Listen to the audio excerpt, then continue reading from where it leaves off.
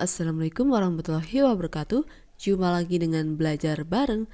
Kali ini belajar bareng bakal share mengenai soal dan pembahasan SBMPTN khususnya pada biologi.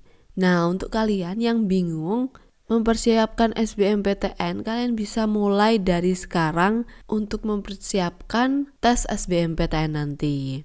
Untuk soal-soal lainnya, kalian juga bisa cek di playlist kami ya. Semangat belajar.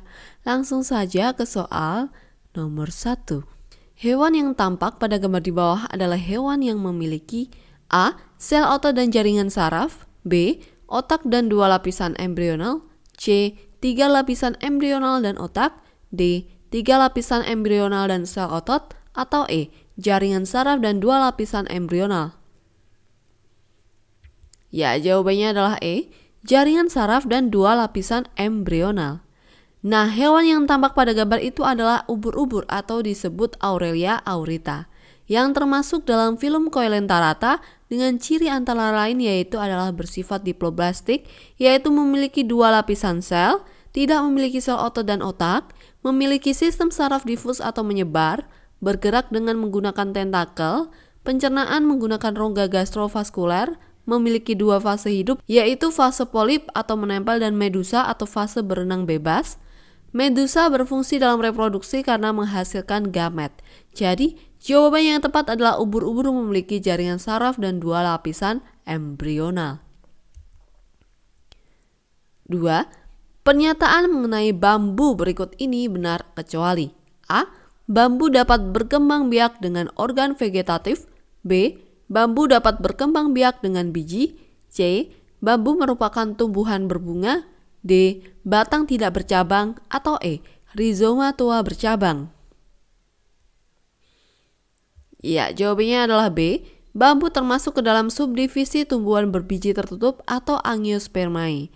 Kelas monokotil dengan ciri antara lain yaitu memiliki bunga atau tumbuhan berbunga, tidak berkembang biak dengan biji melainkan berkembang biak secara vegetatif dengan pertunasan, batang tidak bercabang dan tidak berkambium, serta memiliki sistem rizoma yang unik.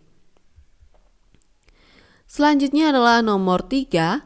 Berikut ini merupakan ciri tumbuhan lumut kecuali A. Habitat di tempat lembab dan basah, B.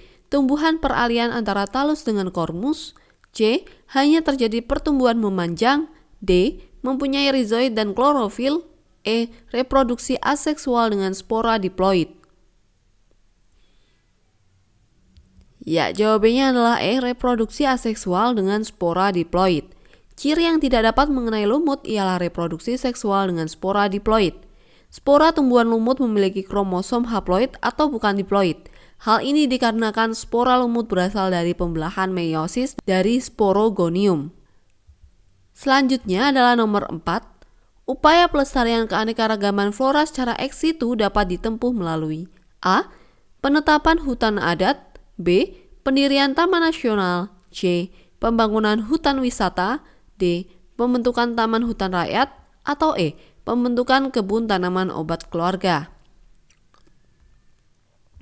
Ya, jawabannya adalah E. Pembentukan kebun tanaman obat keluarga. Pelestarian keanekaragaman flora secara ex situ dilakukan di luar habitat asli dari flora tersebut. Pembentukan kebun tanaman obat keluarga dilakukan dengan penanaman dan pemeliharaan berbagai macam jenis tanaman obat yang diperoleh dari berbagai tempat sebagai koleksi dan dimanfaatkan secara pribadi. 5. Karakteristik susunan jaringan pembuluh pada batang tumbuhan monokotil adalah A. Membentuk lingkaran, B. Tersebar di tepi korteks, C. Tersebar di jaringan dasar, D. Xilem dan floem terpisah berjauhan, atau E. Xilem terletak di sebelah dalam dan floem di sebelah luar. Ya, jawabannya adalah C. Jaringan pembuluh pada batang tumbuhan monokotil memiliki susunan tersebar di jaringan dasar. Letak xilem dan floem pada batang monokotil terletak tidak beraturan dan tidak melingkar. 6. Organel sel yang berfungsi menggerakkan benang-benang spindle ke arah kutub pada saat pembelahan sel adalah A. Sentrosom, B. Sentromer, C. Filamen aktin, D. Filamen antara, atau E. Kinetokor.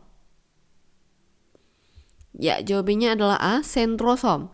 Organel sel yang berperan dalam pembelahan sel, misalnya dalam inisiasi sitokinesis atau pemisahan sel induk, mengatur pergerakan spindle dalam menarik kromosom, adalah sentrosom.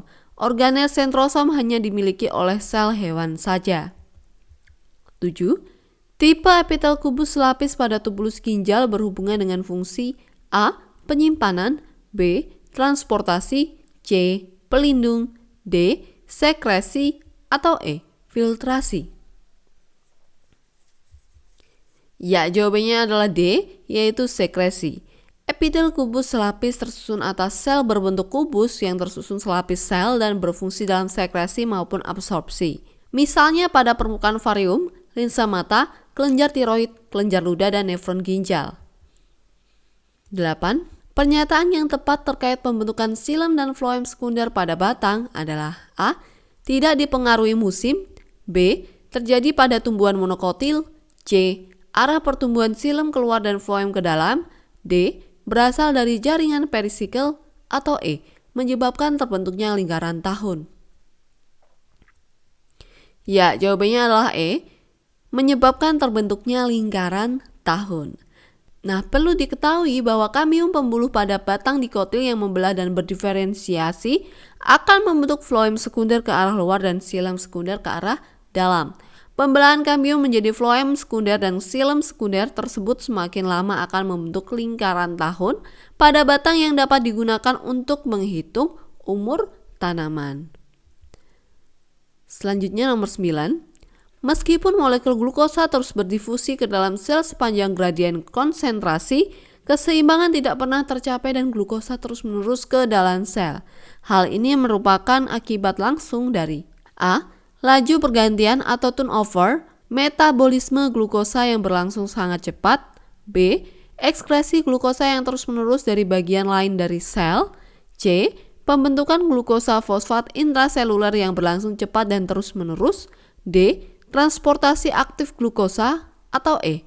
Kemampuan sel untuk menelan glukosa secara pinositosis. Ya, jawabannya adalah C. Pembentukan glukosa fosfat intraseluler yang berlangsung cepat dan terus-menerus. Pembentukan glukosa fosfat intraseluler yang berlangsung cepat dan terus-menerus menyebabkan glukosa terus berdifusi ke dalam sel sepanjang gradien konsentrasi. Meskipun keseimbangan tidak pernah tercapai dan akhirnya glukosa terus masuk ke dalam sel. Selanjutnya nomor 10. Tumbuhan dikotil berkayu memiliki diameter batang yang lebar dan keras karena adanya aktivitas jaringan. A. Meristem pucuk, B. Endodermis, C. Kambium, D. Velodem, atau E. Perisikel. Ya, jawabannya adalah C. Tumbuhan dikotil berkayu memiliki diameter batang yang lebar dan keras akibat pertumbuhan sekunder oleh jaringan meristem lateral atau kambium. Diameter yang semakin melebar terbentuk akibat hasil dari pertumbuhan sekunder berupa xilem sekunder, terutama pada musim dingin, dan floem sekunder. Xilem sekunder dapat menghasilkan unsur kayu sehingga batang menjadi keras. Nah, itu merupakan 10 soal biologi dari belajar bareng. Semoga bermanfaat. Semoga kalian lolos SBMPTN kali ini ya. Thank you for watching. Wassalamualaikum warahmatullahi wabarakatuh.